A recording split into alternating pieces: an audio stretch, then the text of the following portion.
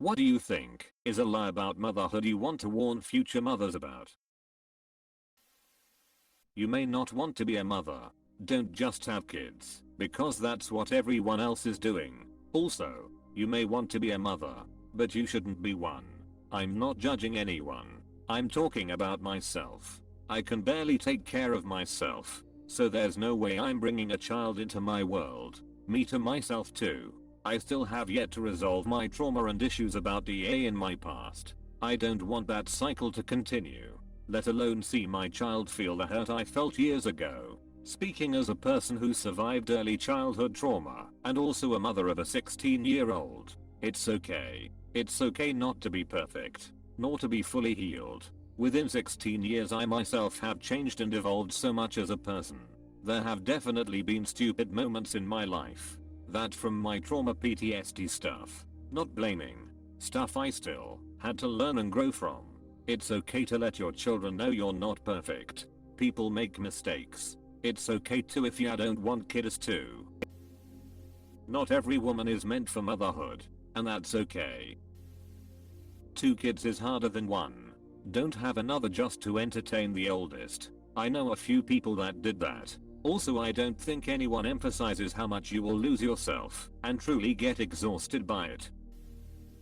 That as a woman you will be naturally more equipped to care for the child than the father will. That's bullshit. With the exception of producing breast milk, men are just as capable of attending to a baby's needs. Parenting is a learned skill just like any other. This is so true. My husband was, and is, a much better parent to our child. It helps that they have very similar personalities and interests. Our daughter and I just never clicked. My husband and our daughter, however, were best friends immediately. Traditionally, selfless has been the highest compliment a mother can receive, and it's a big fat lie when the epitome of motherhood/womanhood is to lose oneself completely. Embracing this model only teaches our children, especially the girls, to do the same. We are better mothers, leaders and teachers when we model boundaries, self-care and self-respect. Obviously there is a great deal of unavoidable sacrifice involved with being an attentive mom, especially in the infancy and toddler phases. But it shouldn't define a mother beyond that. Reminds me of the Jungian quote, "The greatest burden the child must bear is the unlived life of its parents." People call it having kids. I don't like that phrase. IMHO ultimately your job is to raise kids into good adults. People who can have loving, respectful relationships. Who can be responsible and find their way in the world. You need to teach them values and ethics, money skills, how credit card debt can hold them back when they are really young, how to take care of their nice belongings, not to waste food and water, the importance of taking care of yourself, and how to do that when life is challenging, the ability to laugh at yourself and not take things too serious. Many of these lessons are learned by example the parent/parents or family lives by.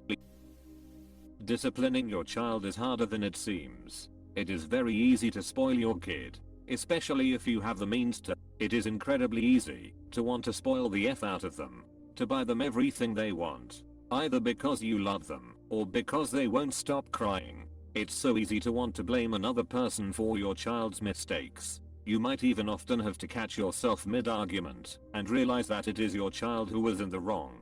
This all becomes even more true when you're a step-parent. You want to be the ideal parent and have your stepchild get along with you, or at least take some liking towards you. You'll inevitably have to buy them something at some point. But it's easy to want to shower them with your money to try win their favor. It's an easy trap to get caught in. I don't know why so little people talk about this. OMG, so much this. So many times I see this play out when parents are literally blind to the fact that their kid is a tyrant and that they created said tyrant. It's so frustrating, and I just feel bad for the kid because this is such a huge disservice to their present and future happiness. Sometimes you don't immediately love your kid. When they placed my kiddo on my chest it was weird, and took a couple days before I reconciled that this squirming loud person was the one I carried for months. I love my kiddo more now than I did then, after getting to know them, and that's okay. It's not always that perfect love where nothing else matters instantly. Sometimes it takes time. It's also literally impossible to spoil an infant. If they are crying, they need you. Whether that's changing, food, or comfort. When you let them cry it out, you're just teaching them they can't depend on you. Studies show their stress levels don't diminish when they stop crying. They just realize you're going to fail at being there for them. Same for me. It took me like a week to fully bond with my daughter. It wasn't instant, and that's okay. That every woman has maternal instinct and will eventually develop baby fever. Or if you enjoy spending time with children, then it means you should become a mother. This may sound harsh, but don't expect to have a village. Many people I know with young children struggle because they don't have a support network or childcare from grandparents. The thing is, a lot of grandparents are in their 40s/50s and are still working full time and struggle to fit everything in. I had no support when my girls were small, and because of this, as a grandmother, I want to be there for my kids and grandkids, but still have to work full time and can't always have them on my days off. Feel like I fail as a parent and an hour grandparent most weeks. There's no right time. Just do it. Don't add/adopt a child for any other reason than you want to raise a child.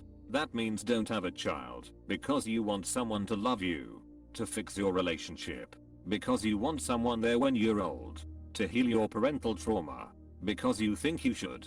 The only reason someone should have a kid in any way is because they want to raise a child that will eventually become an adult and be an entirely separate person, and start working on your trauma ASAP. You don't have to ask your partner if they can watch the baby while you run to the bathroom. You tell them to watch the baby while you run to the bathroom. I've seen mothers' eyes go huge with realization of this simple statement. It's sad how little self-love some people have. They don't even realize they are entitled to use a restroom when they have to go. You are not the giving tree like the Shel Silverstein book. Do not bend over backwards giving everything and doing everything for your kids. It only makes them entitled and you depressed. In fact, the job is slowly returning responsibility to the child, so by the time they are 18 they are independent. My mom got more overprotective and enmeshed with me over time, starting from when I was 16. Because she was scared of me being hurt by adult problems. So I did not move out of my parents' house until I was almost 30 and had no sense of identity until roughly the age of 31. Thanks, Mom. That you're going to be happy all of the time even when baby is wanted or not.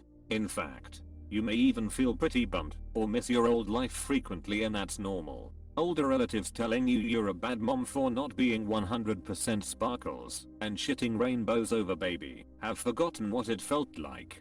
100% this. Like when you haven't slept in months and baby is colicky and you are having a breakdown, so you call mom and she says just enjoy it. This will all go by so fast and someday you will miss it. Yeah, mom not helping me feel better.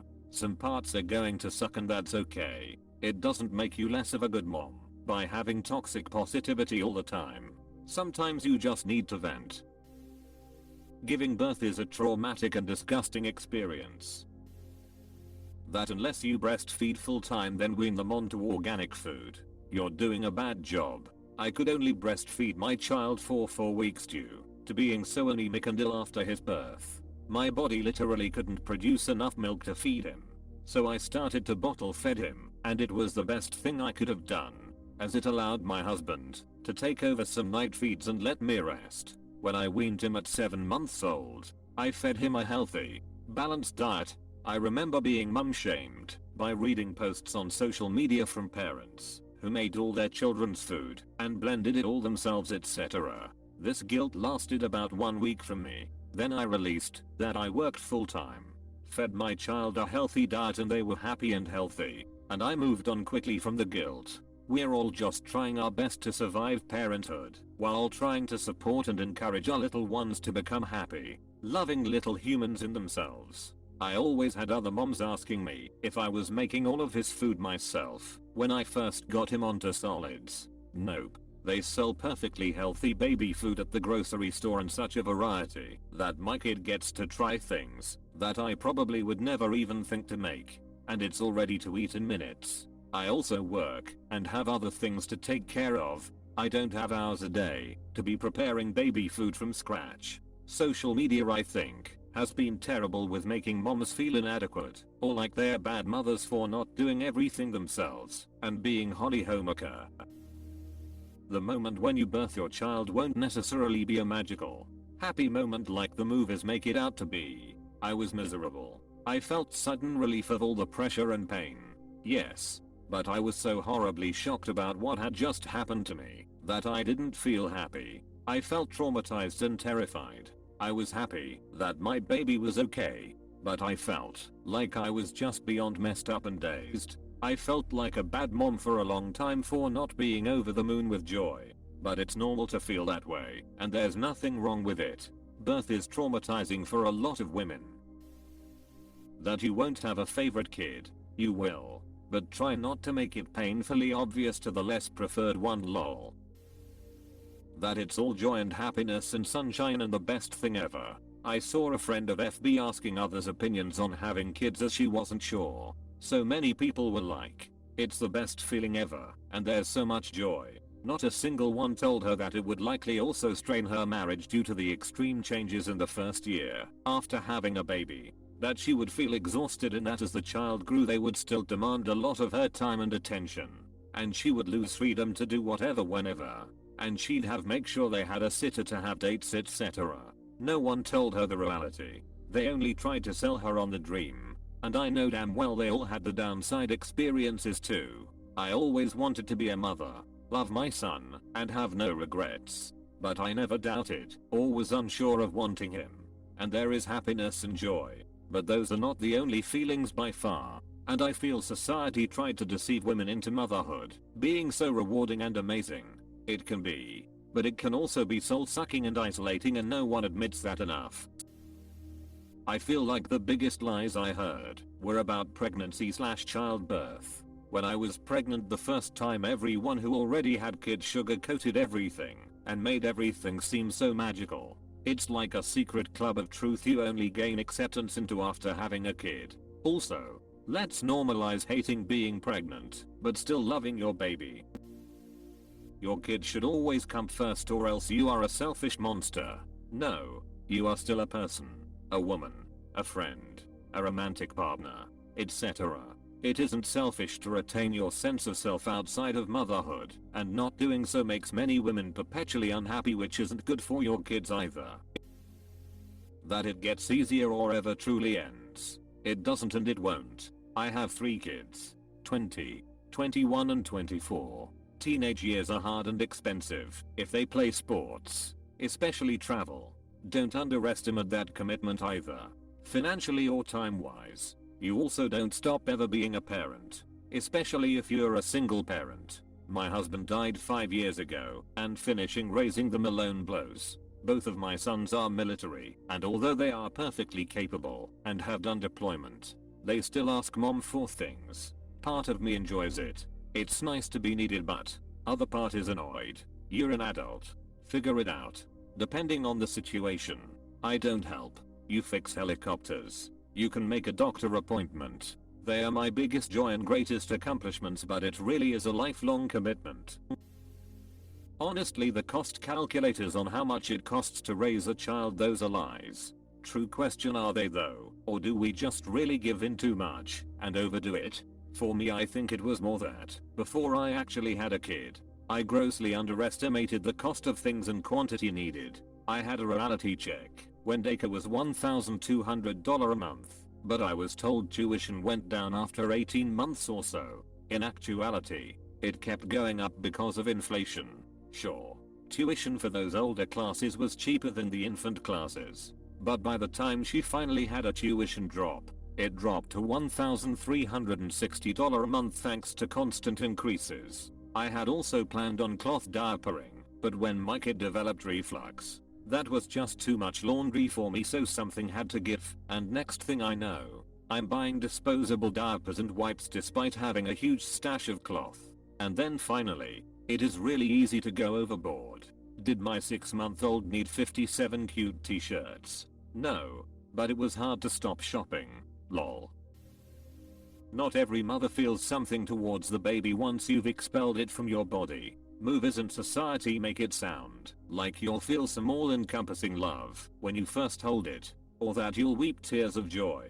You're told that you'll love the baby more than anything ever, that there will be some magical maternal instinct that takes over once it's in your arms. Sometimes it doesn't happen at all. Not in the labor and delivery department. Not when you first bring the baby home. Not even months later. Sometimes you feel nothing towards the baby at all. 4 years underscore, and no, it's not postnatal depression either. I'm 100% certain my husband had a stronger bond to our child than I ever did.